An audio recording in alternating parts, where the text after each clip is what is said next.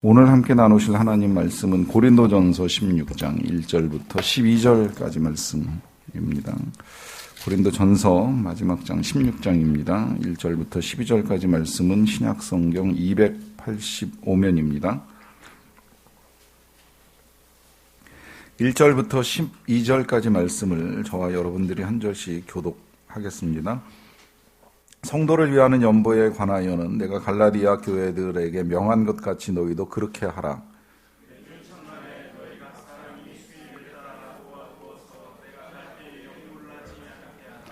내가 이를 때에 너희가 인정한 사람에게 편지를 주어 너희의 은혜를 예루살렘으로 가지고 가게 하리니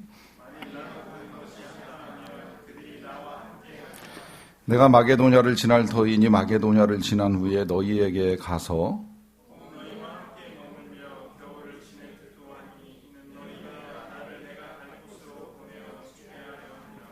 이제는 지나는 길에 너희 보기를 원하지 아니하노니 이는 만일 주께서 허락하시면 얼마 동안 너희와 함께 머물기를 바람이라. 내게 광대하고 유효한 문이 열렸으나 대적하는 자가 많음이라.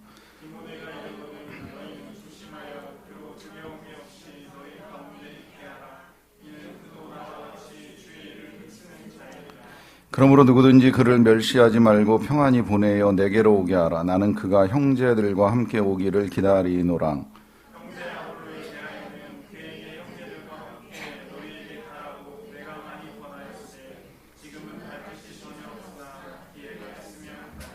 아멘. 우리 교회가 이번 주간에 MC몽이라는 행사 진행한다는 말씀 들으셨을 거예요.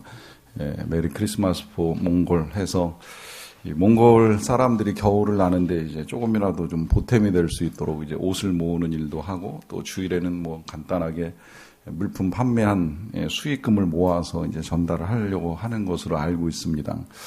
전적으로 지난 여름에 몽골을 오신 분들이 이제 주도가 돼서 일을 계획하고 진행해 나가는 것으로 알고 있고요. 또 이 일이 그 행사로는 제1회라고 이렇게 이제 써붙여 놓기는 했는데 여름에도 한 번 있었죠. 여름에는 한 샘에서 이제 자발적으로 이 선교사님들 기도 제목 가지고 기도하던 중에 우리가 뭐 좀 했으면 좋겠다 하는 이제 뜻을 모아가지고 자체적으로 이제 물건을 만들어서 또 교회 안에서 판매 행사를 통한 수익금 100만 원 남아공 선교사님한테 이제 전달을 해드리는 일이 있었는데 이게 이제 교회가 계획하지 않고 이제 성도님들 사이에서 의논되고 준비해서 이제 진행하는 이제 아름다운 일이라고 여겨집니다. 이제 그 과정 중에 뭐 그 일을 하는 것에 대한 이제 의논은 있어서 참 이제 감사하기도 하지만 어쨌든 그런 일들이 자발적으로 이렇게 진행해 나간다 하는 점에 있어서는 참 좋다는 생각을 많이 하게 되는데요. 이제 이런 일들이 뭐 그 자체는 전 굉장히 좋게 보는데 어떤 면에서 이제 여러 가지로 조심스러울 때가 있다는 말씀을 먼저 좀 드리고 싶은 것이 뭐냐면 이제 우리는 좋은 뜻을 가지고 좋은 계획을 세워서 이제 이 일을 좋게 잘 진행을 하는데 이 진행하는 과정에나 아니면 이제 이것을 전달하는 과정에나 이제 여기에 그 관계된 사람들이 이것을 어떻게 생각하고 어떻게 받아들이느냐에 따라서 이게 은혜가 될 수도 있고 또 때로는 이제 시험도 될 수 있고 어려움도 될 수 있다는 생각을 많이 해요. 여러분 우리 교회가 이제 감사하게도 교회가 뭐 그렇게 큰 교회는 아니지만 참 여러 차례 그 단기 선교팀을 해외에 이제 여러 나라에 이렇게 내보내는 일을 해 왔었는데요. 이게 그 선교팀을 내보내는 일이 뭐 그냥 교회가 뭐 여름 겨울로 이제 하는 일로 이렇게 받아들이실지는 모르겠지만 여기에도 이제 여러 가지 고려해야 될 요소들이 생각보다 많다는 거예요. 지금 같으면 이제 몽골 같은 경우에는 우리 교회에서 선교팀 가는 걸 굉장히 좋아하는 것으로 저는 알고 있어요. 그리고 보내달라는 말씀도 자주 하시고 하는데 이게 처음부터 그렇게 이제 쉽게 진행된 일은 아니었다는 거예요. 제가 2016년에 이제 먼저 몽골을 다녀오는 일이 있었고요. 이제 그때 가서 선교사님 만나서 그 교회의 말씀을 이제 몇 차례 전하는 일을 하는 중에 그때는 제가 먼저 제안을 했어요. 이제 여름쯤에 단기팀을 보내겠다는 제안을 했는데 선교사님이 대답을 안 해요. 보내달라 이런 말씀을 안 하시더라고요. 그리고 오히려 안 왔으면 하는 뜻도 좀 있는 것 같아요.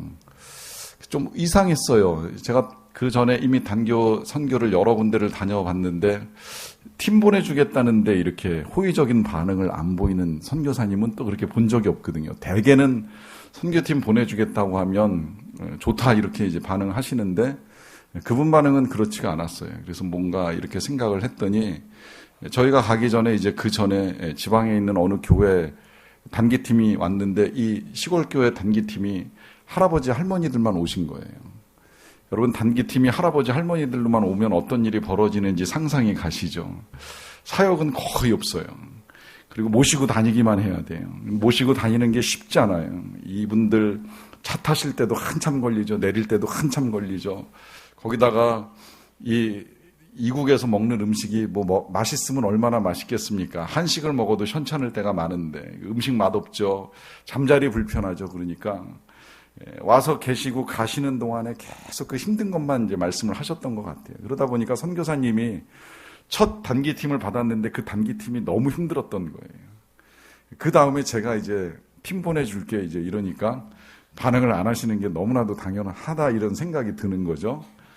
그러다가 이제 그해 여름에 우리 단기팀이 한번 갔다 오지 않았습니까? 그때 경험을 하신 거예요. 다 똑같지 않구나. 다 다르구나. 이제 이런 걸 이제 경험을 하시니까 이제 그다음부터 또 보내달라 해서 우리가 2017년에도 보내고 또 작년에도 보내고 하는 일들이 있었는데 근데 여기에 이제 그 복잡한 문제가 몇 가지가 있는 겁니다. 뭐냐면 저는 이제 우리 교회 교인들이 워낙 훈련도 잘 되고 준비도 잘 돼서 가면 이제 큰 문제가 없을 거라고 생각을 해요. 그래서 우리 팀이 이제 가는 것에 대해서는 크게 걱정을 하지는 않는데 문제는 우리가 아무리 잘해도요. 선교사가 볼 때 또 이게 이제 마음에 안 들 수 있는 문제가 있는 거예요. 받아들이는 입장에서 왜 이거밖에 준비를 안 했지? 왜 이거밖에 안 하지? 이제 이런 생각을 가질 수도 있잖아요. 선교사님에 따라서. 그러니까 이게 관계 속에서 내가 아무리 열심히 해줘도 받아들이는 쪽이 감동이 안 되고 은혜가 안 되면 이게 굉장히 힘든 거거든요. 이게 하나님과 우리와의 관계에서도 그렇잖아요. 하나님은 우리한테 엄청 사랑을 부어주시고 쏟아주시다 못해서 아들까지 주셨지만 받는 우리가 감동이 안 되면 뭐 해주신 게 있지 그냥 이러고 말아버리면 그 아무 소용이 없는 것처럼 돼버리는 것처럼 우리가 정말 몇 날 며칠 모여가지고 열심히 준비하고 헌금 모으고 후원 모으고 비용 들이고 해가지고 가서 열심히 하지만 선교사님이 왜 이거밖에 못하지? 이런 마음 가지고 받아들이면 이게 안 되는 일이거든요. 반대의 경우도 있어요. 저는 보내는 입장에서는 팀을 꾸려가지고 이제 가시도록 이렇게 하기는 합니다만은 한편으로는 또 이런 생각도 하는 거예요. 갔다가 우리 교인 중에 누가 시험 들어서 오면 어떡하지? 힘들어서 돌아오면 어떡하지? 왜냐하면 그런 분들 그러면 이제 그 다음에는 평생 단기 선교 안 나가거든요. 평생 그런 생각 안 하거든요. 그리고 이제 때로는 갈 필요도 없다. 괜히 힘들기만 하다. 이제 이런 개인의 경험만 가지고 이제 말씀하시는 일이 있다 보면 이제 이것도 걱정이 되다 보니까 보내는 입장에서는 받아들이는 분도 마음이 편해야 되지만 또 떠나는 우리 선교 팀원들도 기왕이면 가서 잘 왔다. 또 와야지. 이제 이런 마음 가지고 돌아오시기를 이제 바라는 마음을 가지고 보내는 일이 있잖아요. 그 다음에 이제 또 한 가지 이제 그렇게 이제 성도님들이 가시게 되는 일도 있지만 이제 제가 나가는 경우도 있습니다. 제가 먼저 가는 경우도 있고 여러분들이 다녀오신 데를 제가 이제 못 갔다가 이제 나중에 이렇게 또 가게 되는 일들도 있게 되는데 이제 그때도 역시 또 이제 되게 조심스러운 거예요. 왜냐하면 제가 간다고 해서 이제 받아들이는 쪽에서 이것을 긍정적으로 받아들일지 어떻게 받아들일지도 모르는 일이고 저 자신도 또 하나의 선교 팀원으로 그 선교지를 방문을 하게 되면 저도 잘하고 와야 되잖아요. 저도 가서 은혜를 나눌 수 있어야 되고 또 저도 은혜를 받아야 되고 제가 선교지를 방문하는 이유 가운데 한 가지는 이 도시 안에서 이제 이렇게 목회를 하다가 가서 선교사님을 잠깐이라도 만나고 오게 되면 사실 제가 은혜를 굉장히 많이 받아요. 개인적으로 참 저의 상황이나 여러 가지 것들이 참 되게 감사하다, 이제 고맙다는 생각으로부터 더 열심히 이제 사역을 해나가야 되겠다라고 하는 이 모든 것들을 묶어서 제가 마음이 착해진다 이렇게까지도 표현을 하는데 이제 그런 제가 얻어가지고 오는 은혜도 있기는 합니다만은 거꾸로 뭐 저만 은혜 받는다고 이게 끝날 일이 아니잖아요. 제가 갔는데 선교사님 입장에서는 이게 이제 힘든 일이 되거나 오히려 괴로운 일이 되면 이제 이것도 아니다라고 하는 생각이 드는 거고, 이제 그러다 보니까 뭐 제가 가봐야 되나 말아야 되나 하는 이런 고민과 계획을 하는 중에도 이거 어떻게 진행해 나가야 하느냐라고 하는 이제 질문이 있을 수 있습니다. 자, 지금 이 선교를 놓고서 여러분들과 말씀을 나누는 중에 이제 몇 가지의 문제가 제기가 되는 거예요. 이제 그 몇 가지 문제가, 첫째는 이제 예를 들어서 저 같은 경우에는 이제 계획을 세울 때 이 계획을 어떻게 진행시켜 갈 것이냐라고 하는 이제 문제가 나오는 거고요. 그 다음에 이제 두 번째 문제는 뭐냐면, 뭐 이걸 파송이라고 일단 정리를 해놓을 수는 있겠지만, 제가 파송을 하게 되면, 제가 선교팀을 보내는 일을 하게 되면, 만약에 이제 그것을 받아들이는 입장에서의 환대 문제는 어떻게 할 것이냐, 어떻게 하는 것이 좋으냐라고 하는 질문을 하나 하게 되는 거고요. 자, 그 다음에 이제 또 하나는 선교를 가게 될 때 교회가 선교사님을 돕게 되는 일이 있게 되는데, 그 돕는 일 속에서는 당연히 이제 비용이 발생하고 그것을 이제 헌금이라고 표현을 한다면 오늘 그 표현이 연보라고 하는 문제로 등장을 하게 되는데, 이거는 어떻게 해야 되느냐라고 하는 문제가 이제 대두가 됩니다. 요 상황은 지금 사도 바울이 고린도 교회에다가 예루살렘 교회를 위한 헌금을 부탁하는 일에서부터 시작이 돼요. 이게 지금 이제 이 사도 바울이 고린도에 보내는 편지를 마무리하면서 이제 끝으로 당부하는 것과 또 계획하고 있는 것과, 그 다음에 이제 다음 주에는 마지막으로 이제 권면하고 인사하는 거를 이제 보게 될 텐데, 요 내용을 다루는 중에 이제 우리가 지금 이 일상 속에서의 헌금과 또 사람을 대하는 문제와 우리의 계획들을 어떻게 이루어 가느냐라고 하는 것들에 대한 성경적, 신학적 답을 이제 찾아 나갈 수 있다라고 하는 거예요. 근데 지금 그 답을 찾는 상황은 말씀드린 대로 사도 바울이 예루살렘 교회에 헌금을 고린도 교회에다가 부탁하는 거예요. 이건 지금 요 상황 일단 조금 이렇게 이해하고 가시면 돼요. 뭐냐면, 예루살렘 교회가 되게 어렵습니다. 이 예루살렘 교회가 교회의 모교회잖아요. 시작점이잖아요. 여기서부터 시작해가지고 선교사가 파송이 되고 이제 교회들이 이제 퍼져나가기 시작을 했는데, 문제는 이 예루살렘에 있는 이 모교회가 굉장히 어려워졌어요. 어려워진 건 여러 가지 이유가 있어요. 일단 이 로마의 압박이 거세지면서 세금을 엄청 뜯어가니까 예루살렘에 사는 사람들 자체의 삶 자체가 일단 힘들어졌어요. 거기다가 기근이 지나갑니다. 몇 년 동안 기근이 지나가면서 식량 구하는 게 굉장히 어려워요.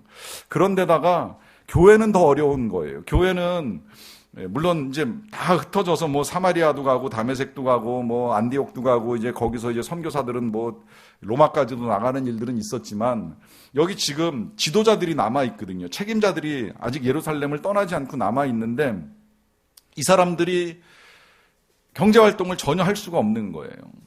일단 유대교에서 기독교로 개종을 하면서 그들에게 이제 배신자로, 배교자로 낙인 찍혔기 때문에 사회생활을 절대 할 수 없는 상황입니다. 그러다 보니까 안 그래도 어려운데 더 어려운 상황이 된 거죠. 이걸 사도 바울이 모르고 있지를 않는 거예요. 아니, 사도 바울은 알고 있지만 너무 가슴이 아픈 거예요. 왜냐하면 그는 유대인이죠. 기독교 예루살렘 교회로부터 시작이 됐지요. 거기가 고향이잖아요. 거기서 살았잖아요. 거기에 자기의 동족들이 있고 그 동족 가운데 함께 예수를 믿는 이 사람들이 너무 어려움에 빠져 있으니까 이게 너무 마음이 아프고, 이들을 돕기 위해서 다른 교회들이 헌금을 해야 된다, 이제 이런 생각을 가지고 이야기를 하는 거예요. 그래서 갈라디아 교회에도 그 이야기를 했고, 또 이제 고린도 교회에도 그 이야기를 하면서, 자, 이걸 어떻게 해야 되느냐 하는 이제 당부를 하는 것에서부터 이제 오늘 이야기가 시작이 되는 겁니다. 어떻게 당부하는지를 좀 볼게요. 성도를 위하는 연보에 관하여는 내가 갈라디아 교회들에게 명한 것 같이 너희도 그렇게 하라, 그래요. 자, 여기 이 성도를 위하는 연보라고 하는 이 말이 예루살렘 교회의 그 어려운 성도들을 위하여 하는 헌금에 대한 말입니다. 이 연보는 이제 우리나라에 처음 성경이 번역될 때에 헌금이라는 단어를 연보로 처음에 번역을 했어요. 근데 연보라는 단어 자체가 지금도 우리한테 되게 낯설고 어려운 단어잖아요. 헌금 그러면 굉장히 쉽습니다. 왜냐하면 이 드릴 헌자는 일반적으로 많이 쓰이기 때문에 뭐 헌물한다, 헌신한다, 뭐 거기다가 그냥 이제 금만 바꾸면 헌금 그러면 이해하는데 어려움이 없는데 이 연보 그러면 이게 지금 도대체 어디서 나온 어떤 단어인지가 복잡해지는 거예요. 그래서 옛날 성경은 연보로 번역을 했는데 이제 우리는 이걸 헌금이라고 보시면 그냥 쉽게 이해할 수 있을 것이고요. 그 헌금에 관해서 사도 바울은 갈라디아 교회에 명한 것 같이 똑같이 명한다라고 하는 겁니다. 그러면 무슨 이야기가 되는 거예요? 일단 어떤 교회나 다 동일한 원칙 하에 이 헌금이 진행이 된다라고 하는 것이죠. 자, 그러면 구체적으로 그 동일한 원칙은 뭔지 볼게요. 언제 하느냐? 매주 첫날에 하라라고 하는 겁니다. 그러니까 매주 첫날에 하라고 하는 말은 뭐예요? 매주 첫날은 무슨 날이에요? 매주 첫날은 다시 말하면 안식일이고 사실 정확하게는 안식일이보다는 주일이 되는 겁니다. 왜냐하면 매주의 첫날은 안식일이 지난 다음 날이 첫날이거든요. 근데 그 다음 날의 개념이 이스라엘은 우리와 조금 다른 것이 저녁부터 시작이 돼요. 그러니까 안식일 밤부터 이제 새로운 한 주간의 시작이기 때문에 어쨌든 그 첫날 주일날 하는 거고 여기서 강조점은 매주 하라는 겁니다. 그러니까 헌금이라고 하는 것이 어떤 특정한 날, 특정한 시간에 단 한 번 하고 끝낼 일이 아니라 매주일 일상적으로 드리는 게 제일 좋다라고 하는 겁니다.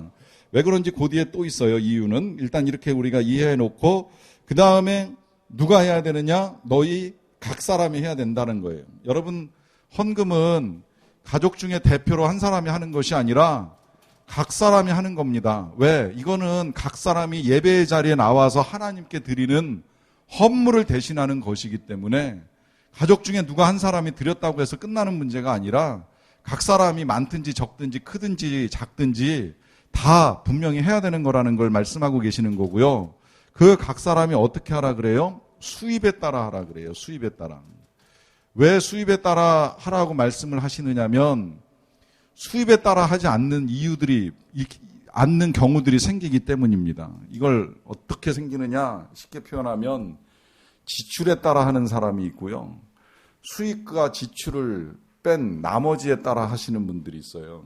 안 된다는 거예요. 특히 우리 사회는 이게 소비 사회가 돼가지고 더욱 지출이 커지기 때문에 수입에 따라서 헌금을 하지 않고 지출에 따라 하게 되면 헌금은 지출의 일부분이 아니라는 겁니다.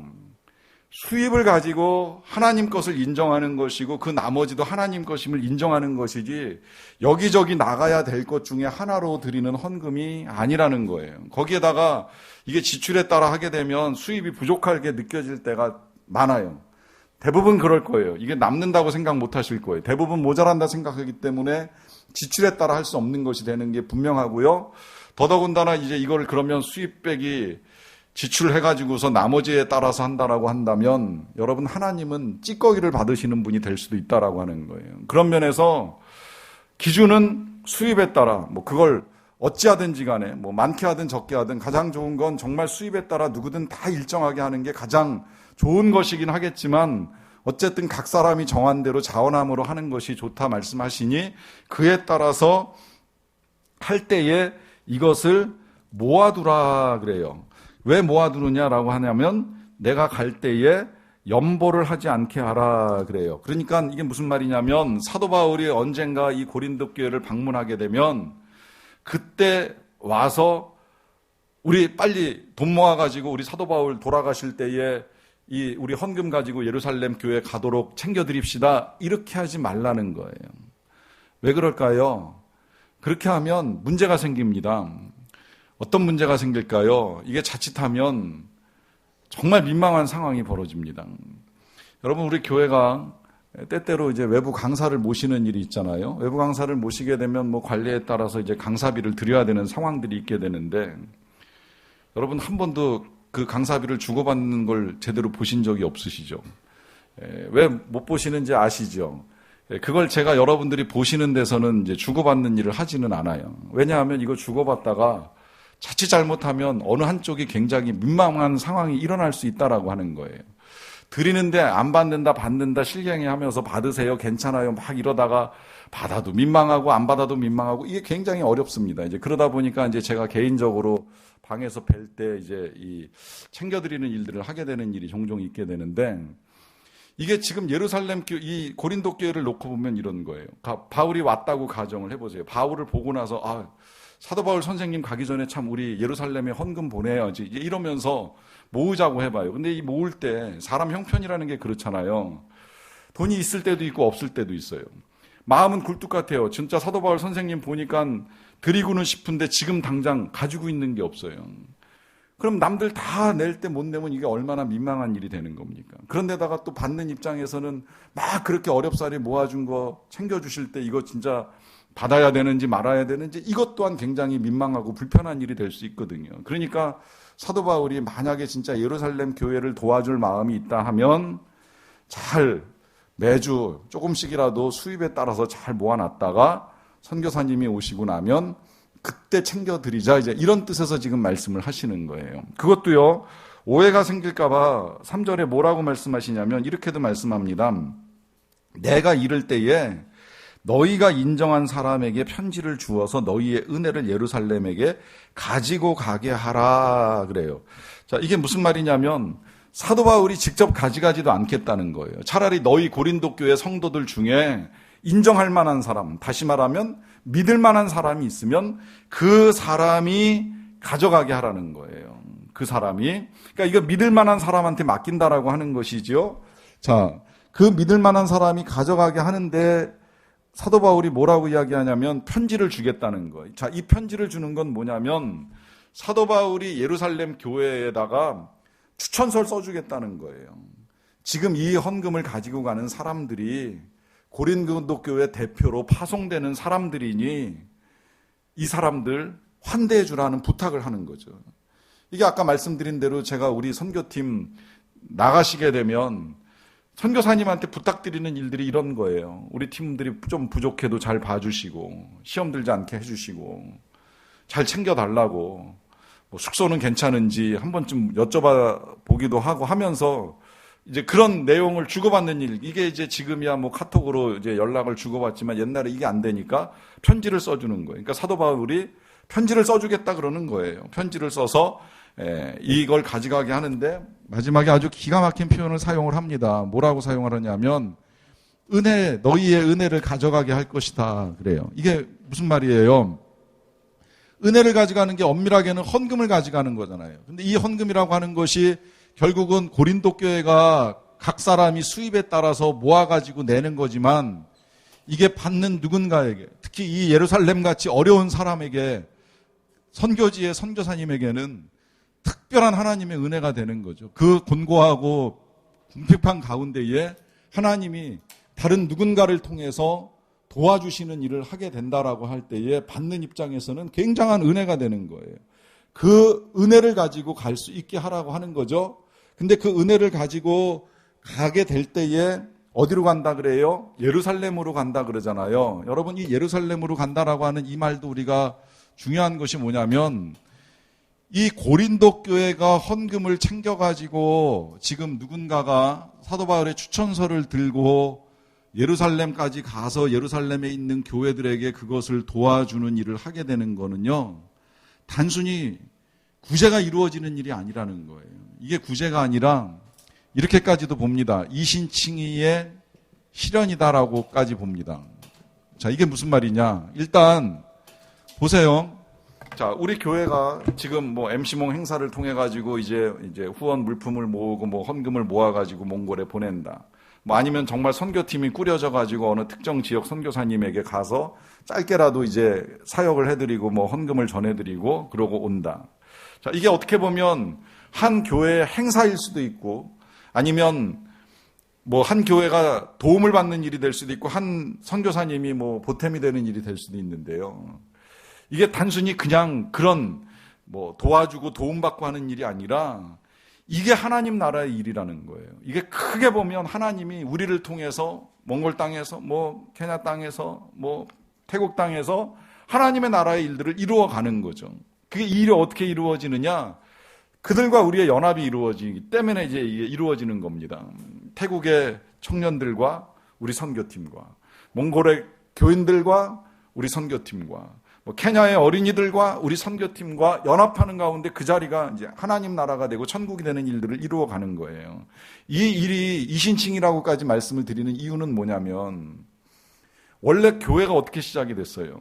교회는 유대인으로 시작이 됐습니다. 유대인들이 개종하면서 교회가 만들어졌어요. 유대인들이 예수 믿으면서 교회가 시작이 됐잖아요. 근데 이게 지금 놀라운 건 뭐냐면 그렇게 교회는 처음에 유대인들만을 위한 교회인 줄 알았던 거예요. 그런데 사도 바울이 깨달았잖아요. 유대인만 구원을 받는 것이 아니라 헬라인이나 야만이나 유대인이나 이방이나 종이나 자유자나 다 그리스도 안에서 믿음으로 말미암아 구원받는 이 이신칭의의 진리를 깨달았잖아요. 그것이 가장 현실적으로 실현되는 장이 지금 여기서 나타나는 겁니다. 뭐냐? 고린도 교회 교인이나 예루살렘 교인이나 하나라는 거예요. 형제라는 거예요. 형제이기 때문에 도움을 주기도 하고 받기도 하는 거예요. 그래서 이 믿기만 하면 구원을 받는다라고 하는 이 놀라운 복음의 실현이 지금 여기서 이루어지는 겁니다. 엄청난 은혜의 사건이 진행이 되고 있다라고 하는 것이죠. 그 은혜의 사건 속에 더 은혜가 넘치는 건 뭐냐면 사도 바울이 로마서에서 이런 부탁을 하는 일이 있었습니다. 로마 교회 교인들한테도 똑같이 말을 한 거예요. 너희가 신령한 것을 나누어 가졌으면 육신의 것으로 섬기는 것이 마땅하니라 이런 말씀을 하셨어요. 그러니까 로마의 교인들이 신령한 은혜를 이스라엘 유대인으로부터 받았다라고 한다면 이제 육신의 것, 세상의 물질을 가지고 이 어려운 교회를 돕는 것이 마땅하다라고 말씀을 하시는 겁니다. 여기에서 놀라운 이신칭의의 실현이 이루어지는 거예요. 열방의 교회들은 다 믿음으로 구원받은 하나님의 백성으로 하나를 이루어 간다라고 하는 것이죠. 이게 헌금의 의미라고 하는 거예요. 이게 얼마나 놀랍습니까? 우리가 하는 일은 작은 것을 드리고 작은 것을 모으는 일일지라도 이 가운데서 진리가 실현이 되고 놀라운 은혜가 나누어지고 하는 일들을 이루어 간다 하는 말씀입니다. 그러는 가운데에 사도 바울이 이제 한 가지를 또 더 부탁을 하는데요. 10절로 넘어갈게요. 디모데가 이르거든 너희는 조심하여 그로 두려움이 없이 너희 가운데 있게 하라. 그래요. 자, 디모데가 사도 바울보다 먼저 사도 바울을 대신해서 이 고린도 교회를 방문하게 됐습니다. 이제 그러다 보니까 사도 바울이 부탁을 하는 거예요. 이게 마치 정말 그런 마음이 있으리라고 생각이 듭니다. 선교팀을 파송하는 목회자의 마음으로 지금 이제 부탁을 하는 거죠. 이르거든 두려움이 없이 하라. 자, 왜 이런 부탁을 하게 되느냐 하는 이 상황도 조금 우리가 이해할 필요가 있는 것이 뭐냐면 우리가 처음에 고린도서를 볼 때 이 고린도 교회가 가지고 있었던 첫 번째 문제가 뭐예요? 그건 이제 교회의 분파 아닙니까? 사도 바울이 목회를 하고 지나갔어요. 그 후임자로 아볼로가 부임을 했습니다. 근데 이 아볼로가 뭐 똑똑하기도 하고 말도 잘하고 뭐 인물도 좋고 하다 보니까 이제 인기가 좋아졌잖아요. 그러다 보니까 이제 사람이 나뉘기 시작을 한 거예요. 아볼로파가 생기고 바울파가 생기고 뭐 그 사이에 난 그럼 베드로파다 하는 사람도 있고 뭐 그럼 난 예수파다 해가지고 교회가 굉장히 분란이 심해지고 어려워졌습니다. 이제 그것 때문에 바울을 찾아온 사람도 있었고, 이제 바울은 그 문제를 풀기에 앞서서 디모데를 보내는 일이 있었어요. 더군다나 이 아볼로가 교회가 어려워지면서 아볼로도 고린도 교회를 내버려 두고 지금 바울이 있는 에베소까지 와서 머무르고 있는 상황이에요. 목회자가 없어요. 그러니까 급하게 그러면 디모데 너라도 가라 해가지고 지금 디모데를 먼저 보내는 상황입니다. 아볼로를 되돌려 보내려고 했는데 아볼로가 갈 생각을 아직 안 하고 있는 거예요. 너무 마음이 힘들었던 거예요. 자기는 바울을 이겨먹고 뭐 바울과 경쟁하고 이런 생각 없었는데 너무 교인들이 파가 나뉘어가지고 다투고 싸우고 이제 이러다 보니까 아볼로도 마음이 힘들어가지고 지금 에베소에 와 있습니다. 그러다 보니까 결국은 아볼로를 못 보내고 디모데를 보내는데 이 디모데가 나이가 어려요. 그러다 보니까 행여라도 고린도 교회 사람들이 저 젊은 친구는 뭐지? 어디서 온 거야? 왜 온 거야? 이제 이런 생각을 할 수 있잖아요. 거기다가 또 이 디모데가 가가지고 저는 바울이 보내서 온 사람입니다. 이렇게 말하면서 목회하려고 하면 그 중에 바울을 지지하는 사람도 있지만 반대하는 사람도 있었잖아요. 그러니까 이 반대하는 사람들이 바울이 보냈다고 하면서 무시할 수도 있는 거거든요. 사도 바울은 그게 안 된다는 거예요. 환대하라는 거예요. 지금 사도 바울이 이 디모데를 고린도 교회에 파송을 하면서 부탁을 하는 거예요. 어떻게 부탁을 하는 겁니까? 조심하라라고 하는 부탁부터 시작을 합니다. 조심하라. 자, 여기서 이 조심하라라고 하는 말은 원래 어원은 보살피다에서 왔습니다. 보살펴 달라라고 하는 지금 부탁을 하는 겁니다. 그럼 어떻게 하는 것이 보살피는 것이냐라고 했을 때에 어떻게 하느냐? 그도 나와 같이 주의 일에 힘쓰는 것이다 라고 말씀합니다. 자, 나와 같이 보살펴 달라라고 하는 거예요. 나와 같이. 자, 이게 지금 사도 바울의 마음이고, 저는 이 사도 바울의 마음이 우리 예수님의 마음이라고 생각을 합니다. 뭐냐? 나를 대신해서 가는 그 사람이 뭐 나보다 나이가 어릴 수도 있고 부족할 수도 있고 좀 모자랄 수도 있을지 모르겠지만 내가 갈 수 없어 보내는 것이니 나를 대신해서 받아달라라고 하는 거예요. 나를 대신해서 인정해달라는 거예요. 저는 이 마음을 충분히 이해하면서 여러분들에게 이런 부탁을 드리고 싶어요. 우리 교회 교역자들, 지금까지 여러분들이 잘못했다 말씀드리는 건 절대 아니고요. 지금도 그렇게 잘 해주셔서 감사하긴 합니다만은, 우리 각 부서의 교역자들이 진짜, 나이가 많고 적고, 공부를 많이 했고 적게 했고 간에, 저를 섬기듯이 여러분들이 섬겨주십사는 부탁을 드리는 겁니다. 나와 같이 섬겨주시면 좋겠다는 거예요. 왜? 원래는 제가 다 해야 되는 거예요. 원래 처음엔 또 제가 다 했었던 거예요. 저하고 한 명 딱 둘이서 시작을 했던 건데, 사람이 늘어나고 부서가 많아지다 보니까 이게 이제 2명이 3명이 되고 3명이 지금 6명까지 됐는데, 제가 다 할 수 없으니까 저 대신 이제 우리가 사람을 불러서 이렇게 각 부서를 섬겨달라 요청을 하는 거 아닙니까? 그러면 그분들은 저를 대신해서 그 부서에 가 계신 거예요. 제가 해야 되는데 할 수 없으니 하시는 거니까 저와 같이 그냥 똑같이 생각하시고 섬겨주시면 된다 하는 겁니다. 그리고 제가 이런 말씀을 여러분들한테 들을 수 있는 또 하나의 이유가 있다면 그게 그 다음에 나오는 거예요. 이 분들이 다 주의 일에 힘쓰는 자라 그러잖아요. 주의 일에 힘쓰는 자. 그렇게 생각하면 되는 거예요. 어찌됐든 간에 하나님의 나라를 위해서 주님의 일을 맡아가지고 힘쓰는 자이니 기왕이면 잘 지낼 수 있도록 보살펴주고 조심해달라 하는 부탁을 드리는 겁니다. 그러므로 누구든지 그를 멸시하지 말고 평안히 보내서 내게로 오라 하는 부탁까지 합니다. 기왕이면 나한테 올 때까지 잘 올 수 있도록 이 일까지도 도와달라라고 하는 거예요. 그러면서 멸시하지도 말라라는 부탁을 하고요. 그러면서 기왕이면 나는 그가 형제들과 함께 오기를 바란다라고 하면서 이 길이 절대 가까운 길이 아니거든요. 이 에베소에서 디모데가 출발해가지고 고린도까지 갔는데요. 이 고린도에서 에베소로 돌아오는 길이 생각보다 굉장히 멀습니다. 빨리 가면 배로 가도 시간이 많이 걸리고요. 그러면 육지로 가야 되는데 이 지도상으로 보면 이게 지금 이 그리스하고 터키 이렇게 지도상으로 이제 그리스 이렇게 있으면 이 지중해 바다를 사이에 두고 에베소가 이 터키 끝자락에 자리를 하고 있거든요. 그러니까 배로 가도 시간이 많이 걸리지만 육로로 가도 이렇게 돌아가야 되니까 이게 굉장히 오래 걸리는 길이에요.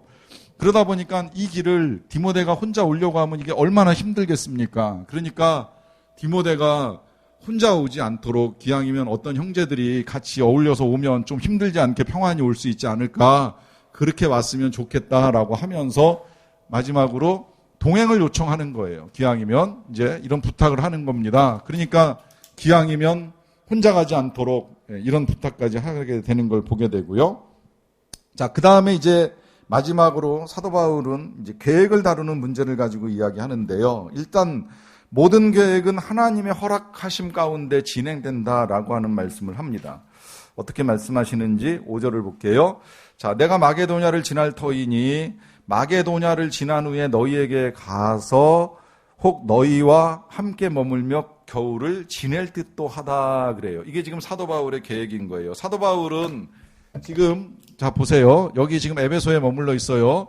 그가 에베소로 건너올 때에는 배를 타고 이제 이 고린도에서 건너오는 일이 있었는데, 자, 이 에베소에 지금 머물러 있으면서 고린도에서 온 소식을 받고 편지를 보내는 일을 하다가 다시 가보고 싶다는 거예요. 왜냐하면 어쨌든 지금 고린도 교회가 바울도 없죠, 아볼로도 없죠, 디모데를 보내긴 했지만 디모데가 가서 잘 하고 올지 안 하고 올지 이제 모르는 거죠. 그러니까 가기는 가야 되겠는데 그냥 가기는 힘들고 기왕이면 가는 길에 이렇게 쭉 가다가 여기 마게도냐 지역에 지나가겠다는 건데, 이 지나가겠다는 건 그냥 지나가는 것이 아니라 여기에 보시면 빌립보 교회가 있고 데살로니가 교회가 있고 여기 베레아 교회가 있습니다.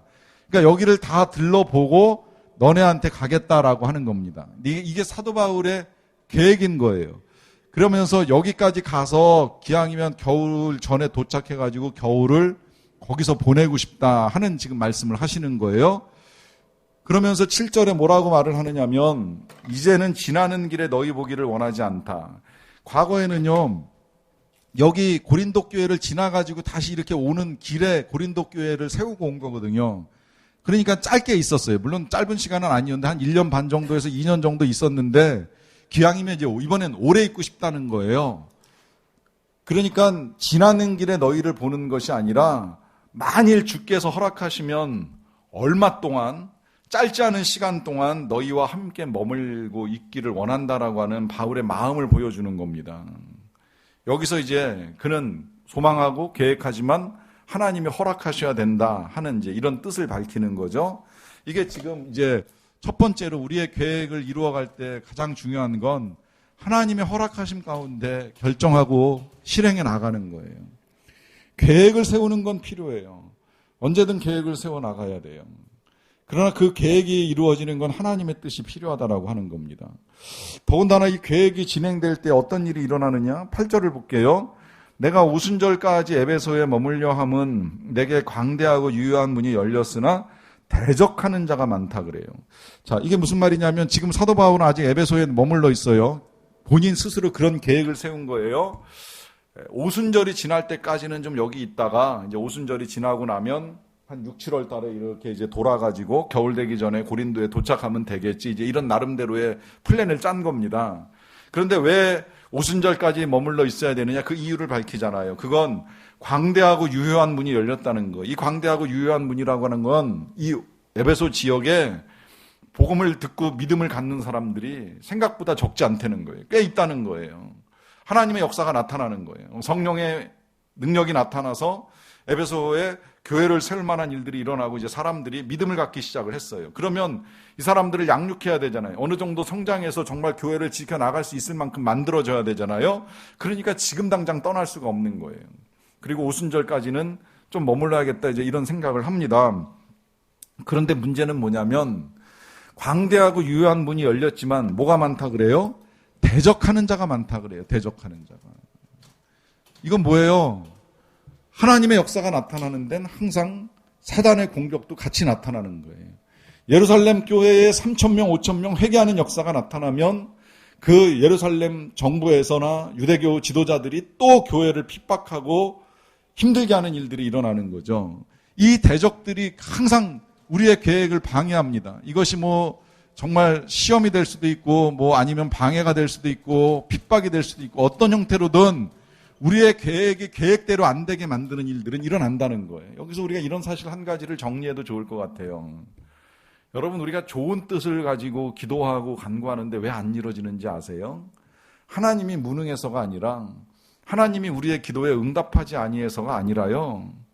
사단이 방해하는 거예요. 대적자가 생겨나는 거예요. 너무 좋다 보니까 그걸 하지 못하게 만드는 누군가가 나타나는 거예요. 그래서 광대하고 유효한 문은 열렸지만 또 그만큼 대적하는 자도 많아서 힘들게 되고 방해받는 일도 있을 수 있다는 걸 우리가 인정하자는 거예요. 우리의 계획이 우리의 생각대로 안 되는 건 하나님의 탓만도 아니고 우리 탓만도 아니라고 하는 거죠.